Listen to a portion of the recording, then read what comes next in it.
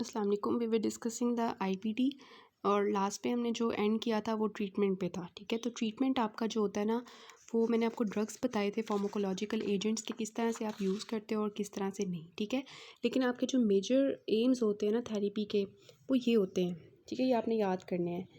ये डेविडसन का है। तो इसमें ये है कि सबसे पहले आपका जो एम्स हैं, एम्स ऑफ मेडिकल थेरेपी क्या है, आप क्यों मेडिकल थेरेपी दे रहे हो, जो मैंने आपको दिखाई है। सबसे पहले तो जो एक्यूट अटैक्स आ रहे हैं ना, कि पेशेंट एकदम से जो है वो एक्यूट अटैक के साथ आ गया है आपके पास। ठीक है, उसको आपने ट्रीट करना है। ठीक है, और फिर आपने मेंटेन करना है, फिर आपने रिलैप्सेस को प्रिवेंट करना है। मतलब अटैक आ गया, पेशेंट दवाइयों के साथ ठीक हो गया, अब वो दवाई छोड़ेगा तो दोबारा हो जाएगा ना, तो उसको दवाई इसलिए दी जा रही है ताकि वो जो है उसको दोबारा से वो डिज़ीज़ का अटैक ना आ जाए। ठीक है, induce remission and maintain remission, ये हमारा एम होता है मेडिकल थेरेपी देने का। इसके अलावा जो वहाँ पे इंटेस्टाइन हमारी डैमेज होती जा रही है, इन्फ्लामेशन, फाइब्रोसिस, अल्सरेशन के साथ साथ, तो उसको हमने प्रिवेंट करना है। ठीक है, इसके अलावा आपको आपको पता है कि इसकी वजह से हमने कॉम्प्लिकेशन देखी थी कि वहाँ पर कैंसर के चांसेस बढ़ रहे थे, तो हमने उसको प्रिवेंट करना है। इस वजह से हम दवाई दे रहे हैं, और दवाई दे रहे हैं कि हम select appropriate patients for surgery, के कौन से ऐसे पेशेंट्स हैं जिनको हमने सर्जरी के लिए लेके जाना है, क्योंकि अभी हमने सर्जरी वगैरह भी इसकी डिस्कस करनी है। ठीक है, तो एम्स ऑफ मेडिकल थेरेपी क्या है? एक्यूट अटैक्स को प्रिवेंट करना, रिलैप्स को प्रिवेंट करना, बाउल डैमेज को प्रिवेंट करना। ठीक है, वहाँ पे कार्सिनोमा को होने से बचाना कि कैंसर ना हो जाए पेशेंट को, और इसके अलावा अप्रोप्रिएट पेशेंट्स फॉर सर्जरी को जो है सिलेक्ट करना। तो सबसे पहले we have the active proctitis. Proctitis means के जो रेक्टम है वहाँ पे इन्फ्लेमेशन हुई हुई है अल्सरेटिव कोलाइटिस के केस में, तो हमने उसको प्रिवेंट करना है। ठीक है, सिर्फ जो है रेक्टम इन्वॉल्व हुआ हुआ है, और एक्टिव केस है कि अभी अभी पेशेंट जो है वो एक्टिव प्रोक्टाइटिस के साथ एक जो है वो आ रहा है। ठीक है, तो अब आप उसको क्या दोगे? तो देखिए, रेक्टम का पोर्शन इन्वॉल्व हुआ हुआ है, तो आप कोई ऐसी मेडिसिन दोगे जो वहाँ पर टॉपिकली एक्ट करे और उस इन्फ्लेमेशन को रोक दे। सिंपल सी बात है। तो आप क्या देते हो? सपोजिटरी देते हो, किसकी? मिसेलाजीन की। मैंने आपको बताया अल्सरेटिव कोलाइटिस में फर्स्ट ऑप्शन आपका क्या होता है? 1 ग्राम जो है मिसेलाजीन आप देते हो। ठीक है, लेकिन साथ में आप क्या ऐड करते हो? 5 ASA भी ऐड करते हो, जिसको हमने कहा था कि सैलिसाइक्लेट्स जो होते हैं, 5 अमाइनो सैलिसाइक्लेट, इन दोनों को मिला के आप देते हो। ठीक है, अगर पेशेंट जो है ये सैलाजीन से जो है वो इनटॉलरेंट है, जो आप टॉपिकल मीसैलाजीन दे रहे थे, ठीक है, वो उनके लिए काम, मतलब वो काम नहीं कर रही, तो फिर आप क्या देते हो? टॉपिकल ग्लूकोकॉर्टिकॉइड्स दे देते हो। ठीक है, और अगर पेशेंट जो है वो रेजिस्टेंट डिजीज़ के साथ आ रहा है, तो फिर आप उसको systemic glucocorticoids along with the immunosuppressants जो है वो देते हो। लेकिन फर्स्ट लाइन आपके क्या होते हैं इस केस में? ASA। फिर मैंने आपको बताया वो काम नहीं करेंगे तो स्टीरॉइड्स देंगे। अगर स्टीरॉइड्स टॉपिकली इफेक्ट नहीं कर रहे तो फिर आप सिस्टेमिक स्टीरॉइड्स दोगे। ठीक है, टॉपिकल में मैंने आपको क्या बताया था, ठीक है, और मतलब सिस्टेमिक में मैंने आपको क्या बताया था? प्रेडनिसोलोन वगैरह। ठीक है, और इम्यूनोसप्रेसेंट्स में मैंने आपको जो बताए थे ज़ैथियोप्रिन वगैरह, वो आप दे दोगे। फिर वो प्रोक्टाइटिस के बाद जो दूसरा हमने डिस्कस किया था वो क्या था? कि पेशेंट को लेफ़्ट साइडेड या एक्सटेंसिव अल्सरेटिव कोलाइटिस है, तो उस केस में आप क्या देते हो? वहाँ पे आपने मीसैलाजीन यूज़ किया था, अमाइनो सैलिसाइक्लेट्स यूज़ किए थे, वो काम नहीं कर रहे थे, ग्लूकोकॉर्टिकॉइड्स की तरफ आप आ गए थे, वो काम नहीं कर रहे थे, तो इम्यूनोमॉड्यूलेटर्स की तरफ आ गए थे। ऐसे ही हुआ था ना, यहाँ पे भी सेम वही है। यहाँ पे आप क्या करते हो? टॉप एंड टेल अप्रोच करते हो। Top and tail means, top means ऊपर और टेल मीन्स नीचे। ठीक है, मीन्स आप ओरल थेरेपी भी दे रहे हो और आप जो है वो टॉपिकल थेरेपी भी दे रहे हो, दोनों चीज़ें कंबाइन आप दे रहे हो। दोनों जो है मतलब अब टॉपिकल ASA भी दे रहे हो, ठीक है, अमाइनो सैलिसाइक्लेट्स, और जो है ओरल भी दे रहे हो। ठीक है, उसके बाद वो कहते हैं जो टॉपिकल प्रिपरेशन है वो 1 महीने के बाद हम छुड़वा देते हैं, उसके बाद हम ओरल जो है वो कंटिन्यू करते हैं ताकि कैंसर का रिस्क ना हो और रिलैप्स ना हो। ठीक है, लेकिन अगर पेशेंट्स जो है वो इस मतलब सैलिसाइक्लेट से अप्रोच नहीं कर रहे, तो फिर हम क्या यूज़ करते हैं? सेकेंड ऑप्शन में स्टेरॉइड्स यूज़ करते हैं, ओरल जो है वो यूज़ करते हैं। अगर स्टेरॉइड्स काम नहीं करते तो थर्ड ऑप्शन आपके पास क्या होता है? थायोप्रीन्स होते हैं। ठीक है, वही सीक्वेंस चल रहा है। ठीक है, ये जब आपको सीक्वेंस का पता होगा तो आपको पता होगा कि नेक्स्ट ड्रग मेरी कौन सी होगी। ठीक है, और साथ में वाइटामिन सप्लीमेंट्स जो है कैल्शियम के दे दोगे, क्योंकि मैंने आपको बताया कि वो देते हैं। नेक्स्ट आती है कि आपने अल्सरेटिव कोलाइटिस की मेंटेनेंस ऑफ रीमिशन करनी है, मींस आपने रिलैप्स प्रिवेंट करना है। ठीक है, तो उसके लिए आप क्या करते होते हो? कि जो है लेफ़्ट साइडेड जो एक्सटेंसिव डिजीज़ होती है ना, उसके लिए आप मेंटेनेंस करते हो। जो प्रोक्टाइटिस होता है उसके लिए आपको मेंटेनेंस की ज़रूरत नहीं पड़ती, ठीक है। तो इसके लिए आप क्या यूज़ करते हो, सबसे पहला ऑप्शन में आपके पास क्या होता है, सैलिसाइक्लेट्स, ठीक है। तो आप ओरल वंस डेली जो है 5 अमाइनो सैलिसाइक्लेट्स लेते हो। अगर वो काम नहीं करती तो आप किस पे आ जाओगे, थायोप्रीन्स पे। स्टेरॉइड्स पे क्यों नहीं गए, क्योंकि अल्सरेटिव कोलाइटिस में जब वो मेंटेनेंस हमने करनी होती है तो मेंटेनेंस के लिए हम स्टेरॉइड्स यूज़ नहीं करते, ठीक है। अगर थायोप्रीन्स काम नहीं करते तो फिर आपके पास कौन सा ऑप्शन आ जाता है, एंटी ट्यूमर नेक्रोसिस फैक्टर्स जो है एंटीबॉडीज़ आ जाती हैं, इन्फ्लिक्सिमैब और एडालिमैब, ठीक है। तो ये आपकी जो है वो मेंटेनेंस ऑफ रिमीशन हो गई फॉर द अल्सरेटिव कोलाइटिस। आपने इसी तरह एम्स ऑफ ट्रीटमेंट लिखने हैं। एक्यूट अटैक्स को आप ऐसे करोगे प्रोक्टाइटिस के लिए और जो है एक्सटेंसिव कोलाइटिस वगैरह के लिए। फिर प्रिवेंट कैसे करोगे, रिलैप्सेस जो भी मैंने आपको बता दिए। थर्ड आपने बाउल डैमेज प्रिवेंट करना है। फोर्थ आपने कैंसर को प्रिवेंट करना है और फिफ्थ आपने जो है वो सर्जरी के लिए जो है पेशेंट्स को सिलेक्ट करना है, ठीक है। फिर हम क्रॉन्स डिजीज़ का देख लेते हैं। इसमें देखें कि यही होता है कि आपने क्या करना होता है, क्रोहन्स डिजीज़ में क्योंकि स्ट्रिक्चर्स और फिस्टुलास फॉर्मेशन हो सकती है जो कि बहुत ज़्यादा आगे मसला क्रिएट कर सकती है। तो उसके लिए फिर आपने क्या करना होता है, सबसे पहले आपने इंडक्शन करनी होती है, मतलब कि आपने जो है treatment of the acute attacks करना होता है। उसके बाद आपने रिलैप्सेस प्रिवेंट करने होते हैं। तो इसमें जो प्रिंसिपल्स ऑफ ट्रीटमेंट होते हैं ये यही होते हैं। तो इंडक्शन ऑफ रिमीशन के लिए आप क्या करते हो, मीन्स के एक्यूट अटैक हुआ है तो उसके लिए जो first main stay of the treatment होता है, मैंने आपको बताया कि वो ग्लूकोकॉर्टिकॉइड्स होते हैं। उसमें से भी कौन सा है, ब्यूडिसोनाइड है, ठीक है। ब्यूडिसोनाइड जो होता है इसकी होता है कि 6 हफ्तों के लिए जो है हम इसको इस्तेमाल करते हैं 9 मिलीग्राम्स वंस डेली के लिए। आहिस्ता आहिस्ता हम जो है उसे जो है रिड्यूस करते जाते हैं, ठीक है। और फिर जो है उसको जो है अगर ये 2 हफ्तों तक जो है ब्यूडिसोनाइड का कोई इफेक्ट नहीं आता तो फिर हम किसकी तरफ शिफ्ट हो जाते हैं, प्रेडनिसोलोन की तरफ, ठीक है। ये मैंने आपको बताया था, ब्यूडिसोनाइड के बाद हम दूसरी जो है स्टेरॉइड्स देना शुरू कर देते हैं। ये होता है इंडक्शन ऑफ रिमीशन। तो ये जो होता है ना ओरल हमारा प्रेडनिसोलोन, ये फिर हम देते हैं in the dose of 40 milligrams. और फिर हम क्यों हम देखें, मैंने ब्यूडिसोनाइड का ये रोल जो बताया था ना कि इसकी जो है ये टॉक्सिसिटी जो है नहीं होती, इस वजह से हम इसको फर्स्ट लाइन ऑप्शन रखते हैं, ड्रग ऑफ चॉइस रखते हैं। लेकिन अगर फ़ायदा नहीं हो रहा होता तो फिर हम सिस्टेमिक प्रेडनिसोलोन देना शुरू कर देते हैं, ठीक है। तो ये एक्चुअली इसका होता है कि पूछा जाए कि ब्यूडिसोनाइड को क्यों फर्स्ट ऑप्शन रखते हैं, तो ये इसकी कॉज है, यहाँ पर लिखी भी हुई है, ठीक है। और ओरल जो हमारी प्रेडनिसोलोन होती है ये हमारी ट्रीटमेंट ऑफ चॉइस होती है उसके बाद आफ्टर द दैट और for inducing of the remission. जो है एक्यूट अटैक को प्रिवेंट करने के बाद आपका होता है मेंटेनेंस थेरेपी, ठीक है। मेंटेनेंस थेरेपी में जो है आप सबसे पहले थायोप्रीन्स यूज़ करते हो, जिसमें उसके बाद जो है मेथोट्रेक्सेट आपका बहुत ज़्यादा इफेक्टिव होता है। और यहाँ पे ये लिखा हुआ है कि उसके बाद हम क्या यूज़ करते हैं, एंटी TNF। अब ये मेंटेनेंस थेरेपी में देखें अगेन उन्होंने जो है वो स्टेरॉइड्स का जिक्र नहीं किया क्योंकि वो एक्यूट अटैक में देते हैं, ठीक है। एंटी TNF फैक्टर्स होते हैं। उसके बाद अगर वो काम नहीं करते तो हम ये वीडो लीजुमैब यूज़ करते हैं, ठीक है। और इस तरह से हम जो है ये लेके चलते हैं। साथ में हम जो है मेंटेनेंस थेरेपी में पेशेंट को स्मोकिंग का कहते हैं कि वो आपने नहीं करनी। फिर आती है जो क्रॉन्स डिजीज़ में फिस्टुलाज एंड पेरिएनल डिजीज़ होती है, उसको कैसे ट्रीट करना है। अभी होते क्या है कि ये जो है ना MRI में हमें नज़र आ रहे होते हैं और ये जो है सेप्सिस कॉज कर सकते हैं, ठीक है। फिस्टुलाज जो होते हैं, एक की कोई भी स्ट्रक्चर है दूसरे स्ट्रक्चर के दरमियान में जो है वो एक पैसेज बन जाता है ना, जैसे मैंने आपको बताया विजाइना के साथ बन सकता है कोलॉन का, या जो है यूरिनरी ब्लैडर के साथ बन सकता है। तो इस तरह से तो फिर हम उसके लिए क्या यूज़ करते हैं, पहले हम जो है वो एंटीबायोटिक्स यूज़ करते हैं सेप्सिस क्योंकि हो सकती है ना। तो एंटीबायोटिक्स में मेट्रोनिडाज़ोल और सिप्रोफ्लॉक्सासिन, ठीक है, एंटीबायोटिक्स यूज़ करते हैं जो कि मैंने आपको बताया था कि ट्रीटमेंट में। तो वो इसके लिए दरअसल होता है फिस्टुलाज एंड पेरिएनल डिजीज़ के लिए। अगर वो काम नहीं करते तो फिर हम जो है इन्फ्लिक्सिमैब और एडालीमोबैब मतलब के एंटी TNF एजेंट्स यूज़ करते हैं इसके लिए, ठीक हो गया। ये वो टेबल है जहाँ से मैंने आपको ट्रीटमेंट बताया है, ठीक है। ये डेविडसन का ही है लेकिन ट्रीटमेंट जैसे आपको बताया है ना वही ड्रग्स आपने देखनी है, ये बाकी टेबल नहीं करना, बस ड्रग्स के नाम का। अच्छा, अब ये बहुत इंपॉर्टेंट है कि जो परमानेंट अल्सरेटिव कोलाइटिस होता है जिसमें पेशेंट एक्यूट अटैक जो है सीवियर अटैक के साथ आता है अल्सरेटिव कोलाइटिस के, तो उनके लिए हमने क्या करना होता है, ठीक है। तो इनको जल्दी से हमने जो है हॉस्पिटल में एडमिट करना होता है, इंटेंसिव थेरेपी और मॉनिटरिंग करनी होती है। फिर हमने IV फ्लूइड्स देने होते हैं, इलेक्ट्रोलाइट बैलेंस मेंटेन करना होता है। उसके बाद अगर हीमोग्लोबिन उनका बहुत ज़्यादा कम हो गया क्योंकि ब्लडी डायरिया होता है पेशेंट को बहुत ज़्यादा, तो उसके लिए हमने ट्रांसफ्यूजन देनी है, ठीक है, ब्लड ट्रांसफ्यूजन देनी है। और फिर जो है आपको पता है कि जो हम एक्यूट अटैक के लिए देते हैं वो कौन सी ड्रग होती है, IV मिथाइल प्रेडनिसोलोन या फिर हाइड्रोकॉर्टिसोन, ठीक है। फिर अगर इन्फेक्शन हुआ है तो उसके लिए फिर हमने एंटीबायोटिक्स देनी है, हमने उनका न्यूट्रिशनल सपोर्ट प्रोवाइड करनी है पेशेंट्स को, ठीक है। उसके बाद जो है हमने हेपरिन देनी है, ठीक है, क्योंकि मैंने आपको एक इसकी कॉम्प्लिकेशन बताई थी ना कि वीनस थ्रोम्बोएम्बोलिज्म हो सकती है। उसके लिए हमने लो मॉलिक्यूलर वेट हेपरिन देनी होती है। हमने ऐसे लोगों में ओपियोइड्स और एंटी डायरियल एजेंट्स नहीं देने होते, ठीक है, ये भी आपने याद रखना है।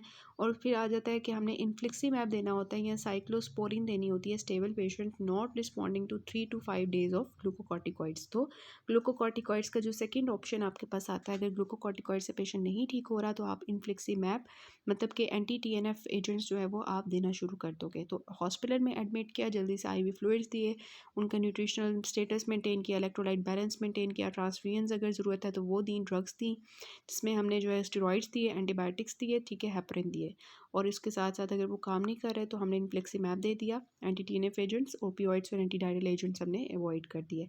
तो ये आपका बहुत इंपॉर्टेंट UQ है, ये आपने याद रखना है। ये वाला जस्ट आपने रीड कर लेना है कि मॉनिटरिंग ऑफ द IBD, ठीक है। उसके बाद ये हमने कर लिया। अच्छा, ठीक है, अब हमने कर लिए सारे फार्माकोलॉजिकल ट्रीटमेंट्स, ठीक है।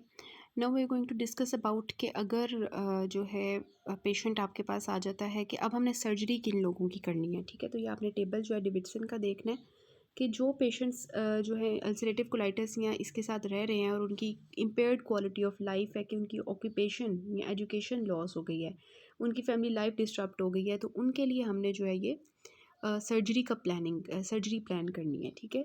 अगर मेडिकल थेरेपी से पेशेंट जो है वो नहीं रिस्पॉन्ड कर रहा, ठीक है, या परमानेंट कोलाइटिस हो गया, जो कि हमने देखा था कि इमरजेंसी में हम उसको कितना ट्रीट कर रहे थे, तो अगर सर्जरी की ज़रूरत पड़ जाती है तो उसमें हम सर्जरी करेंगे, ठीक है। एक्यूट स्फीयर जो होता है अल्सरेटिव कोलाइटिस, या डिजीज़ कॉम्प्लिकेशंस जो है वो होना शुरू हो गई हैं जो कि रिस्पॉन्ड नहीं कर रही to medical therapy. For example arthritis है, पायोडर्मा गैंग्लियोनाज्म है, जो कि हमने देखा था इसकी कॉम्प्लिकेशंस में आता है। या अब कोलॉन कैंसर या स्फीयर डिस्प्लेजिया हो गया that can lead to cancer, तो उस केस में हम सर्जरी करते हैं, ठीक है। सो मोस्टली यही है कि मेडिसिन का फ़र्क नहीं पड़ रहा, ठीक है, जो कि आप देख रहे थे कि ग्लूकोकॉर्टिकॉइड्स की डिपेंडेंस होना शुरू हो गई है पेशेंट्स में, या ड्रग्स की जो है कॉम्प्लिकेशन स्टार्ट हो गई हैं, पेशेंट जो है वो फर्मिनेंट के साथ आया है, उसकी क्वालिटी ऑफ लाइफ ख़राब हो गई है, ठीक है, या उसकी डिजीज़ जो है वो होना शुरू हो गई हैं, उसको कोलॉन कैंसर हो गया, तो इस केस में आप सर्जरी जो है वो प्लान करते हो, ठीक है, अल्सरेटिव कोलाइटिस के लिए। तो इसमें जो सर्जरीज़ होती हैं उनको ब्रीफली डिस्कस कर लेते हैं ताकि सर्जरी का भी थोड़ा सा हो जाए। तो इसमें जो अल्सरेटिव कोलाइटिस होता है उसमें क्या होता है कि कोलॉन इन्वॉल्व हुई होती है। तो फॉर एग्जांपल ये सारी कोलॉन इन्वॉल्व हो गई थी, ठीक है, यहाँ तक rectum, anus, colon, large colon सारी इन्वॉल्व हो गई थी। तो हम क्या करते हैं कि ये सारी कोलॉन, रेक्टम, एनस, एनल कनाल, इस सब को रिमूव कर देते हैं। और जो होता है ना ये इलियम, ठीक है, ये इसको ऊपर ओपन कर देते हैं स्किन के साथ, ये देखें यहाँ पे स्किन के साथ ओपन कर देते हैं, ठीक है। तो यहाँ से फिर ये जो सारा मैटर होता है ये यहाँ से बाहर आ जाता है, ठीक है। जैसे ये है, ये दिखाया हुआ इन्होंने, इसको हम इलियोस्टमी कहते हैं कि इलियम जो है उसका एक स्ट्रोमा बना देते हैं स्किन के साथ, ठीक है। या दूसरा ये हो सकता है कि हम एनल कैनाल को रिमूव ना करें, हम सिर्फ रेक्टम को रिमूव करें और कॉलॉन को रिमूव करें, ठीक है। तो जो है जब हम रेक्टम और कोलॉन को रिमूव करते हैं तो एनल कैनाल उसी जगह पे रहता है, तो एनल कैनाल को जो है वो हम इलियम के साथ जोड़ देते हैं, ठीक है। तो इसमें हम क्या करते हैं कि इलियम जो है उसमें हमने क्या किया था, इलियम को ऊपर खोल दिया था स्किन के साथ, यहाँ पे हमने इलियम और एनल जो है एनल कैनाल उनका एनास्टोमोसिस कर दिया, ठीक है। तो ये अल्सरेटिव कोलाइटिस के लिए होता है। और जो क्रोहन्स डिजीज़ होती है ना उसमें क्योंकि फाइब्रोसिस होती है, स्ट्रक्चर्स बने होते हैं, तो उसमें हम स्ट्रक्चर्स को रिपेयर कर रहे होते हैं, ठीक है। तो उसको हम कहते हैं स्ट्रक्चरोप्लास्टी, ठीक है। तो ये स्ट्रक्चर बना हुआ था तो इसको हमने खोल दिया, ठीक है, इस तरह करके हमने इसको खोल दिया। कौन से दो सर्जिकल प्रोसीजर्स होते हैं अल्सरेटिव कोलाइटिस के लिए, एक वो जिसमें हमने पैन प्रोटोकोलेक्टमी की है, मतलब कोलॉन को भी रिमूव कर दिया है, एनल कैनाल को, रेक्टम को, तीनों को रिमूव कर दिया है, तो उसमें हमने इलियोस्टमी भी साथ करनी होती है। तो ये पूरा एक प्रोसीजर का नाम है, इलियोस्टमी लाजमी साथ लिखना है। और दूसरा हम क्या कर सकते हैं कि हम एनल कैनाल को रिमूव ना करें, बल्कि हम क्या करें, प्रोटोकोलेक्टमी करके रेक्टम और कोलॉन को रिमूव करके इलियम और एनल कैनाल का जो है वो इनास्टोमोसिस कर दें। So this is known as proctocolectomy with ileal anal pouch anastomosis, ठीक हो गया, ये अल्सरेटिव कोलाइटिस के लिए होता है। और दूसरा होता है क्रोहन्स डिजीज़ होती है, इसके लिए हम वैसे तो सर्जरी करते हैं इन केस के मेडिकेशंस जो है वो आराम नहीं आ रहा और इस तरह से जो है उसकी ऑब्स्ट्रक्शंस हो गई हैं, परफोरेशंस, फिस्टुलास, कॉम्प्लिकेशंस हो गई हैं, ठीक है। या जो है ग्रोथ रिटार्डेशन बहुत ज़्यादा होती जा रही है, ठीक है। उस केस में हम स्टिच्रोप्लास्टी करते हैं, लेकिन ये है कि इसका हाई रेट ऑफ रिकरेंस है कि अगर हम सर्जरी करते भी हैं फिर भी क्या होता है कि उसका कोई इतना फ़ायदा नहीं होता, इतना ख़ास जो है वो फ़ायदा नहीं होता।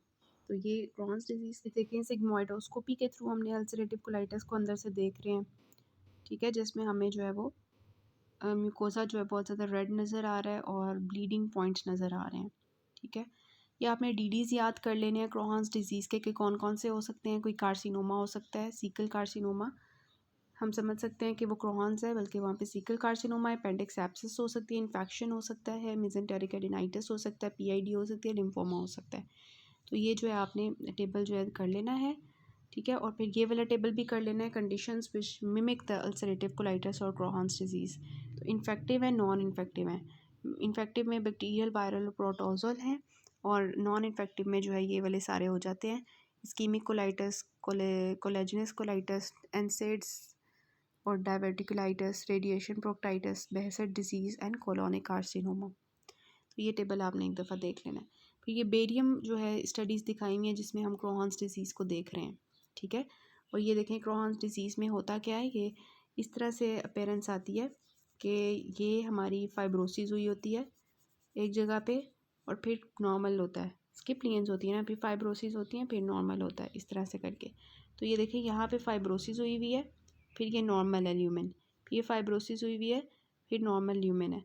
तो क्या हुआ हुआ है कि एक तरफ से ल्यूमेन बिल्कुल बंद हो गया होता है, वॉल्स थिक हो जाती हैं, ल्यूमेन बंद हो जाता है, फिर जगह जगह से खुला होता है, फिर बंद होता है। तो इस तरह से ये अपीयरेंस आती है हमें, जो एमआरआई पे जो है वो नज़र आती है। इलियम के रीजन में इन्होंने दिखाया हुआ है एमआरआई के थ्रू। रेडियोलॉजी में हमने देखा था ना कि लेड पाइप कोलोन हमें मिलता है किसके अंदर, जो है आपके अल्सरेटिव कोलाइटिस में, जिसमें क्या होता है नॉर्मल हॉस्ट्रेशंस होती हैं इंटेस्टाइन की, इस तरह से करके फोल्डिंग्स होती हैं, लेकिन जब लेड पाइप साइन होता है तो ये हॉस्ट्रेशंस लॉस हो जाती हैं।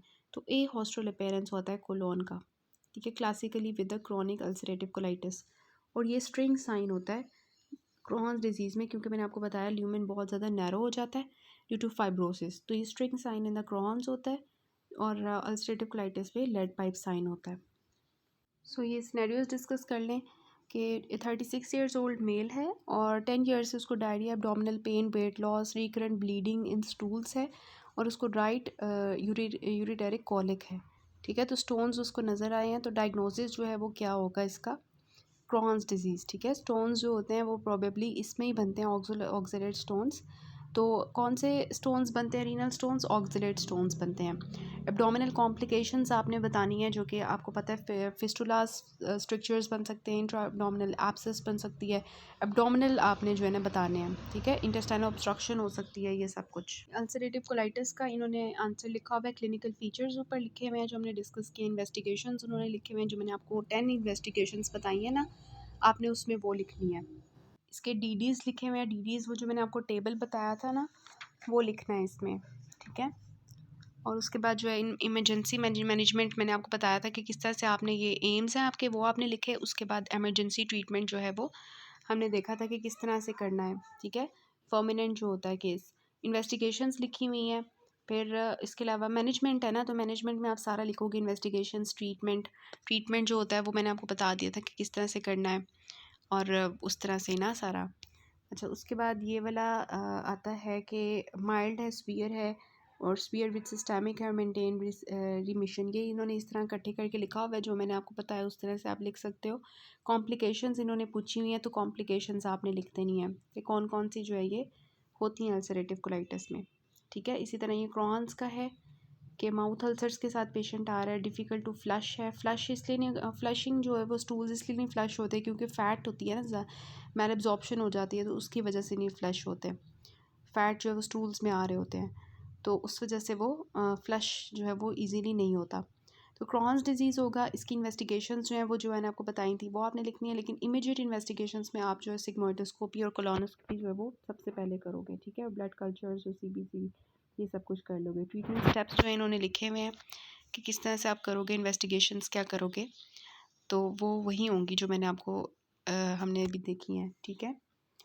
और उसके बाद ये वाला अल्सरेटिव कोलाइटिस क्लिनिकल फीचर्स लिखे हुए हैं, उसी तरह इन्वेस्टिगेशंस लिखी हुई हैं और डीडीज़ लिखे हुए हैं यहाँ पे भी। ये भी सेम है वही वाला कि मैनेजमेंट किस तरह से करोगे, एम्स क्या हैं, इमरजेंसी में कैसे करोगे, ट्रीट करोगे, मॉनिटर करोगे, और फॉर द स्टेबल पेशेंट आप डिजीज़ सेवेरिटी के बेस पे क्या मेडिकेशंस दोगे, आईबीडी में आप कौन सी ड्रग्स यूज़ करते हो, ये सारी हमने डिस्कस कर ली हैं जो 7-8 थी, ठीक है। कॉम्प्लिकेशंस क्या हो सकती हैं अल्सरेटिव कोलाइटिस की, गेन वही है।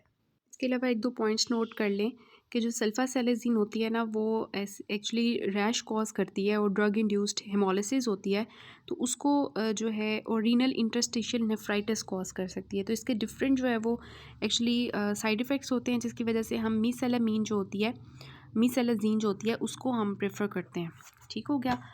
और इसके अलावा स्टेरॉइड्स जो होते हैं वो एक्यूट अटैक के लिए होते हैं, और जो हमारी थायोप्रीन्स हैं, ठीक है, 6-मेकेप्टोप्यूरिन या ज़ेथियोप्रिन, ये जो होती हैं, ये हम रिलैप्सेस को प्रिवेंट करने के लिए देते हैं, ठीक है। ये पॉइंट्स हैं कुछ। अच्छा, इसके अलावा जो डायवर्टिकुलाइटिस अगर हो जाए, आईबीडी के पेशेंट्स में डायवर्टिकुलाइटिस हो सकता है कि आउट पोचिंग हो जाती है, इंटेस्टाइन से बन जाती है और वहाँ पे इन्फेक्शन हो जाता है, इन्फ्लेमेशन हो जाती है, तो उसके लिए फिर हम सिप्रोफ्लॉक्सासिन और मेट्रोनिडाज़ोल देते हैं, ठीक है। ये भी आपने याद रखना है। और इसके अलावा जो है आपका इन्फ्लिक्सिमैब, ठीक है। इन्फ्लिक्सिमैब के बारे में एक बात याद रखनी है, जो हमने एंटी टीएनएफ दिए थे, वो एक्चुअली ना टीबी को रीएक्टिवेट कर सकता है। तो इस वजह से हमने जो है ना, सबसे पहले इन्फ्लिक्सिमैब देने से पहले हमने लोगों का जो है वो टेस्ट करवाना है, पीपीडी जो टेस्ट है वो हमने करवाना है, स्किन टेस्ट, ताकि हमें पता चल सके कि ये पेशेंट जो है टीबी का तो नहीं है, फिर हमने प्रिस्क्राइब करना है। और इसके लिए हम जो है एलएफटीज़ करवाते हैं, पेशेंट की सीबीसी करवाते हैं, ठीक है। टीबी के लिए चेस्ट एक्सरे करवाते हैं, पीपीडी करवाते हैं, और फिर जो है हम इसको प्रिस्क्राइब करते हैं इन्फ्लिक्सिमैब को, ठीक है। क्योंकि ये आगे से लिवर डिजीज़ भी कॉज कर सकती है, ये न्यूट्रोपीनिया कॉज कर सकती है, ये इस तरह से टीबी को रीएक्टिवेट कर सकती है। तो इस वजह से हमने जो है वो ये चेक करना है, ठीक है। और अगर तो ये डिजीज़ें ज़्यादा देर तक रहती हैं तो कैंसर हो जाता है तकरीबन 8 से 10 साल तक। तो जो अल्सरेटिव कोलाइटिस है उसके लिए हम कोलेक्टमी करते हैं, ठीक है, जो मैंने आपको बताया कौन से प्रोसीजर्स होते हैं। क्रोहन्स के लिए जो हम सर्जरी करते हैं वो स्ट्रिक्चरोप्लास्टी करते हैं, ठीक है। ये चीज़ें हैं कुछ जो आपने माइंड में रखनी है। सो this is all about the important things about the IBD.